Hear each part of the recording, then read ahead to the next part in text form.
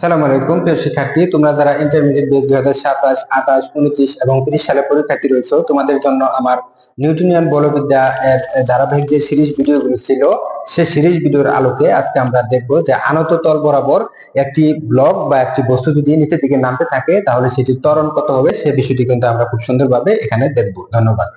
আমরা এই বিষয়টি বোঝার জন্য আমরা শুরুতে একটি চিত্র অঙ্কন করব। আমরা যদি একটা চিত্রের সহায়তা নেই, দেখো এটি একটি আনত তল। এই তলের উপর আমরা একটি ব্লক রাখবো। ধরলাম এটি একটি ব্লক আমরা রেখেছি। এই ব্লকটির ওজন যদি আমাদের mg হয়ে থাকে, তাহলে ওজন যদি mg হয়ে থাকে এবং আনত তলটি যদি থিটা কোণে যদি হেলানো থাকে, তাহলে এই ওজনের দুটি উপাংশ কিন্তু থাকবে। একটি হচ্ছে এই ওজনের অনুভূমিক উপাংশ। এই যে দেখো, এই তলের উপর একটা লম্ব কিন্তু অঙ্কন করলাম, এই তলের উপর এটি কিন্তু একটি লম্ব অঙ্কন করলাম। লম্ব অঙ্কন করার জন্য এটা যদি থিটা হয়, আমি পূর্ববর্তী আরেকটি ক্লাসে বলেছি, এটি যদি থিটা হয় তাহলে হচ্ছে এটি হচ্ছে থিটা। এটি কিন্তু আমার পূর্বের একটি লেকচারে বলা রয়েছে এটি কিভাবে থিটা এসেছে। এখন মনে করবা যে এটা যদি থিটা হয় তাহলে এটিও হচ্ছে কিন্তু থিটা।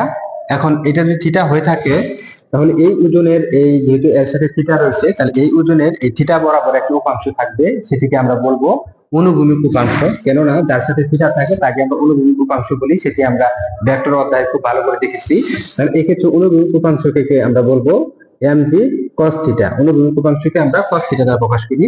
এখন এই ওজনের আরেকটি উপাংশ কিন্তু এদিক বরাবর গতিশীল হবে, অর্থাৎ এই দিক বরাবর টানবে এই ওজনের আরেকটি উপাংশ, সেটিকে আমরা বলবো mg sin থিটা। অর্থাৎ একটু খেয়াল রাখবা, দেখো এক্ষেত্রে থিটা আর যার সাথে সেটি হচ্ছে অনুভূমিক উপাংশ, যার সাথে থিটা নেই সেটি হচ্ছে কি উলম্ব উপাংশ।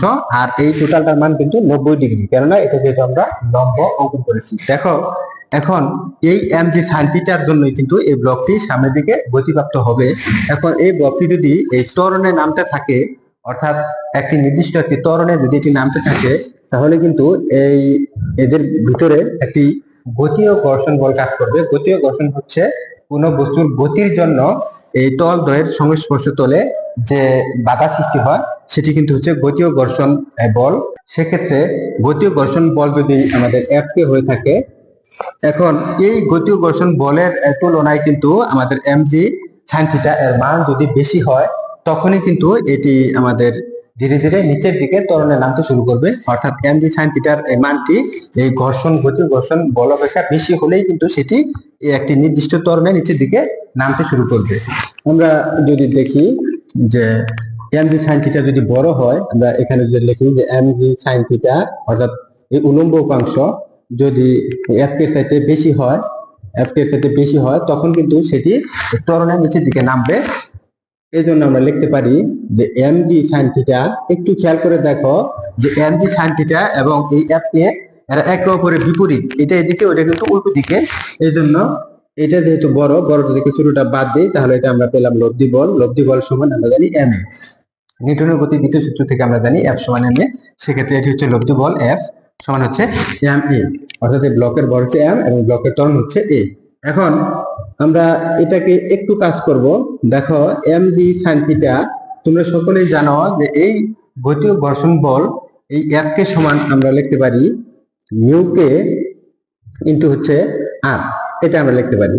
এটা আমরা কেন লিখতে পারি, তোমরা অবশ্যই নিশ্চয়ই জানো যে গতীয় ঘর্ষণ সহগ মিউ কে সমান আমরা জানি গতীয় ঘর্ষণ বল ডিভাইড হচ্ছে প্রতিক্রিয়া। এক্ষেত্রে আমরা এই F কে সমান দেখো লিখতে পারি মিউ কে ইনটু হচ্ছে r। এটা কিন্তু আমরা লিখতে পারি মিউ কে ইনটু r, এই F কে সমান কিন্তু এটা আমরা লিখতে পারি। এই জন্য আমি কিন্তু এই F কে সমান আমরা কিন্তু লিখেছি মিউ কে ইনটু r। এক্ষেত্রে এটাকে যদি আমরা একটু ক্যালকুলেশন করি, তাহলে mg sin থিটা মাইনাস এই মিউ কে, এই r হচ্ছে কিন্তু অবিলম্বিক যে প্রতিক্রিয়া রয়েছে, এই r এর মান কিন্তু হচ্ছে mg cos থিটা। অর্থাৎ এই mg cos থিটা নিচের দিকে, এর সমান প্রতিক্রিয়া কিন্তু উপর দিকে পাবে। সেক্ষেত্রে আমরা লিখতে পারি mg cos থিটা সমান হচ্ছে ma। আমরা কিন্তু এটা কিন্তু আমরা লিখতে পারছি। এখন একটু যদি তোমরা খেয়াল করো, এক্ষেত্রে আমরা যেহেতু ত্বরণ বের করব, তাহলে কিন্তু আমরা এই ত্বরণটা বের করার জন্য, আর এখানে কোনো এ নেই, সুতরাং আমরা এটা কিন্তু লিখতে পারি এ সমান mg sin theta minus mu K mg cos theta. দেখো এক্ষেত্রে আমাদের এম এ ক্ষেত্রে রেখে দিই, এম গুণ ছিল, তাহলে এম হচ্ছে বাদ, এটা কিন্তু আমরা পাই।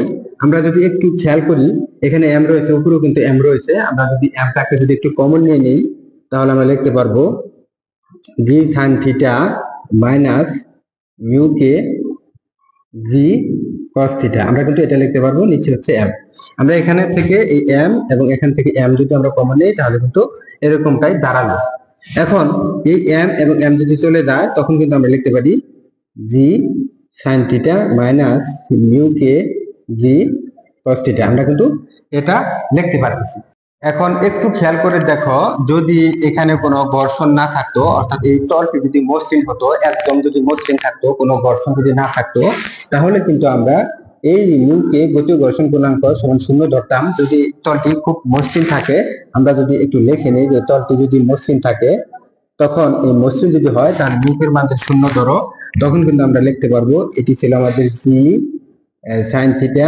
জি সাইন থিটা ছিল আমাদের মাইনাস, এটার মান শূন্য যদি হয়, তাহলে এটা কিন্তু শূন্য, সমান আমরা লিখতে পারি কি জি সাইন থিটা।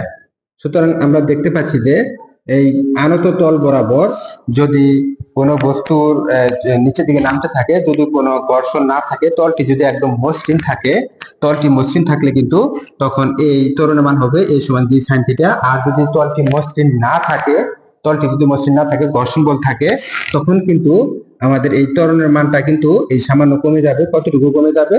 এই মাইনাস মিউ কে জি কস থিটা, এটি কিন্তু কমে যাচ্ছে। অর্থাৎ ঘর্ষণ যদি না থাকে, তলটি মসৃণ থাকে, তখন ত্বরণের মান হচ্ছে জি সাইন থিটা, অর্থাৎ এই টোটাল মানটা। এবং ঘর্ষণ যদি থাকে, তাহলে এই মান থেকে কিন্তু এই যে মান থেকে কিন্তু এই একটা মান কিন্তু চলে যাচ্ছে, বিয়োগ হয়ে যাচ্ছে, তখন কিন্তু ত্বরণের মান কমে যাবে। আশা করি এই বিষয়টি তোমরা খুব ভালোভাবে বুঝতে পেরেছো। তোমরা প্রথমবারের মতো যারা ভিডিওটি দেখছো, ভিডিওটি ভালো লেগে থাকলে একটি লাইক ও চ্যানেলটি সাবস্ক্রাইব করতে ভুলবে না। ধন্যবাদ।